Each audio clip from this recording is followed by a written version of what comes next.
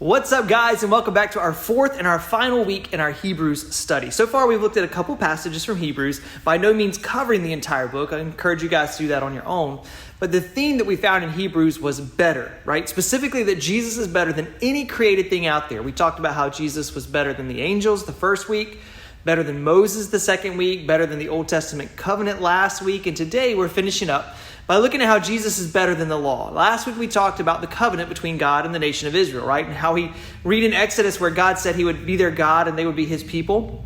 And this was also where the law was introduced by Moses. Now the law began as just the Ten Commandments as we found in Exodus 20. And we're going to read that super quick to be familiar with the original law. It says, I am the Lord your God who brought you out of the land of Egypt, out of the house of slavery. You shall have no other gods before me. You shall not make yourself a carved image or any likeness of anything that is in heaven above, or that is in the earth beneath, or that is in the water under the earth. You shall not bow down to them or serve them, for I, the Lord your God, am a jealous God, visiting the iniquity of the fathers on the children to the third and the fourth generation of those who hate me, but showing steadfast love to thousands of those who love me and keep my commandments. You shall not take the name of the Lord your God in vain, for the Lord will not hold him guiltless who takes his name in vain. Remember the Sabbath day to keep it holy.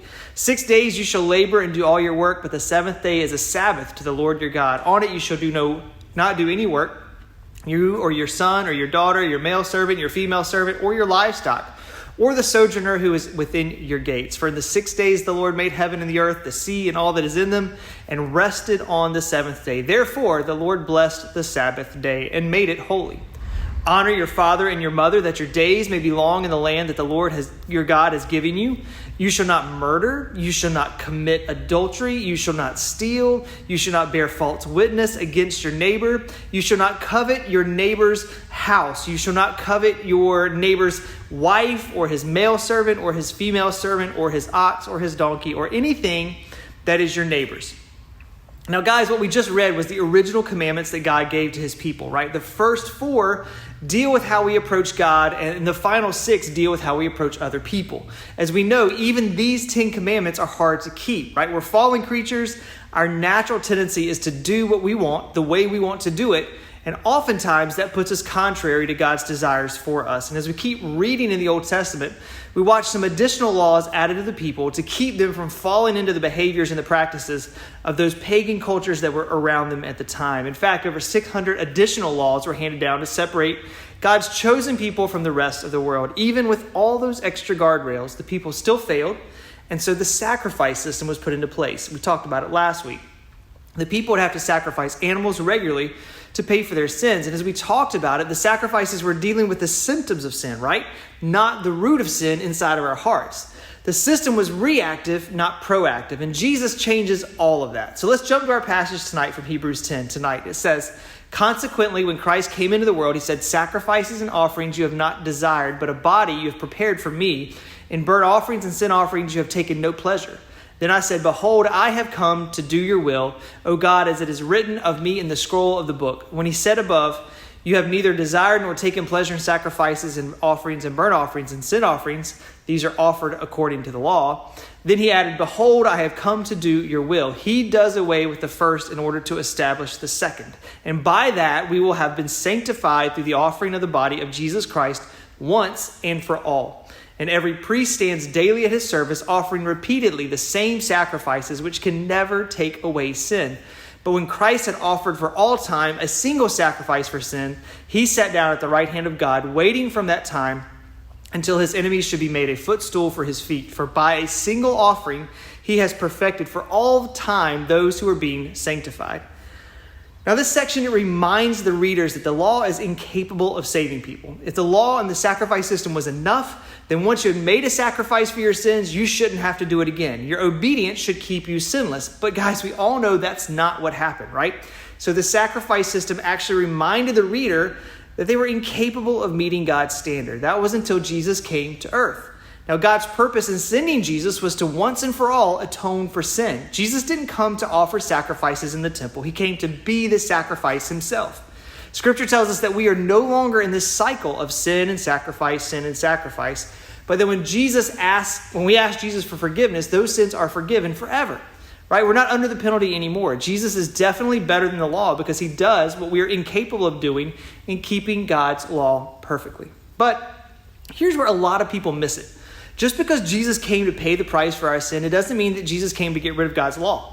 Right? This was an issue for the first century believers, just like it remains an issue for believers in 2023. People think that when Jesus came to earth, the law was just chunked in the trash. But Jesus himself speaks to that in Matthew 5, 17 and 18, where he says, "Do not think that I have come to abolish the law or the prophets. I have not come to abolish them, but to fulfill them.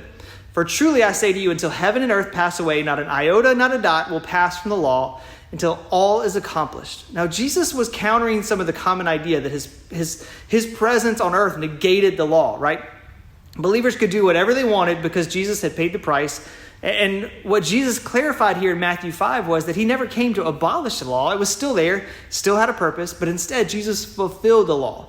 Where you and I have no hope of getting it right, Jesus did. And then when he died in our place, his righteousness was credited to us. Now imagine, guys, just for a second, you owed a great amount of money. I mean, hundreds of thousands of dollars to someone. Now you were stressing out, trying to figure out a way to pay that back. You were picking up extra hours at work. You were selling your stuff on eBay, trying to make it up. And still, man, you're not even making a dent in this debt. Now imagine that I came in and I paid off all your debt. Did it cost me? Absolutely it did. But I did it because you're important to me. Do I expect you to pay it back to me? Of course not. Now that transaction is the gospel and why Jesus is better than the law, right? But that partial understanding, there are people that think, great, I don't have this debt anymore, so I'm just going to go buy a bunch of new stuff and run up a totally new debt all over again. They forget the mercy that was shown to them in paying off their debt. And this is how a lot of people treat the sacrifice of Jesus, right? They get at a point in their life where they realize they're sinners, they're distant from God, and they find Jesus and they understand his sacrifice. But then after being forgiven of their sins, guys, they turn around and try new sins, or else they fall right back into the old ones all over again. And when confronted about that sin, they reply that they're forgiven. Paul even speaks to that in Romans 6:1, and he says, "What shall we say then? Are we to continue to sin that grace may abound? By no means. How can we who died to sin still live it?"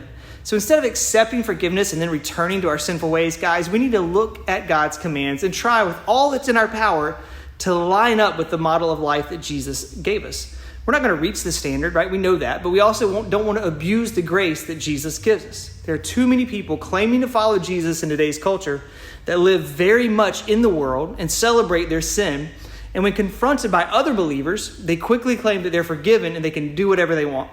They are forgiven, but it's a pretty vain thing to think that we can just live for ourselves after Jesus paid such a price for us on the cross. Guys, to wrap it up, Jesus is better than the law. The law leaves us in a constant cycle of sin and sacrifice. Jesus pulls us out of that cycle, and he's the only one that could do that.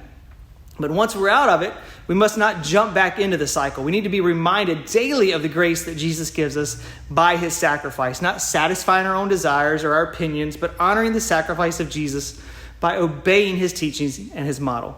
So guys, we're going to finish up Eric Liddell's story tonight as well. Last week, we saw Eric go back to China after winning at the 1924 Olympics. He got married, right? Started a family. And tensions were increasing between China and Japan. And Eric had to send his family back to Canada, where his wife was from. And while he went to a very small outpost with a bunch of other missionaries to continue serving the people that he cared about so much. Now, as the Japanese army invaded China, Eric stayed at the camp, but in 1943, he was taken into an internment camp. Now, these were places where people from invaded countries were massed together to keep them from being problems for the invading forces. Now, in this internment camp, supplies were hard to come by, and proper hygiene and nutrition, they weren't a priority for the invaders. And while some people stepped away from their faith and became selfish for whatever few supplies that were there, Eric still focused on the needs of other people, even shaming some of the other prisoners that had smuggled eggs in to share with the elderly at the camp. He taught Bible studies regularly. He promoted athletic events to help with the morale of everybody in this whole camp. They loved him there. And during his time in the internment camp, Eric actually developed a brain tumor and was in and out of the camp hospital a lot. He didn't let it slow him down. And even though the tumor was inoperable, he continued to serve other people in this internment camp. Near the end of his life, his body was ravaged by the tumor as well as malnourishment. He actually suffered a nervous breakdown that he wrote back to his wife about. He was pouring himself out to others with no care for himself. And guys, on February 21st, 1945, Eric Liddell breathed his last breath, and his last words were recorded as "It's complete surrender." More important than the races, more important than safety at back home, more important than his family, more important than the Olympic fame, Eric Liddell demonstrated with his life that Jesus was better than everything else. Guys, hope you have some good conversations in your small groups. Hope the story of Eric Liddell has challenged you and encouraged you. Guys, can't wait to see you again soon.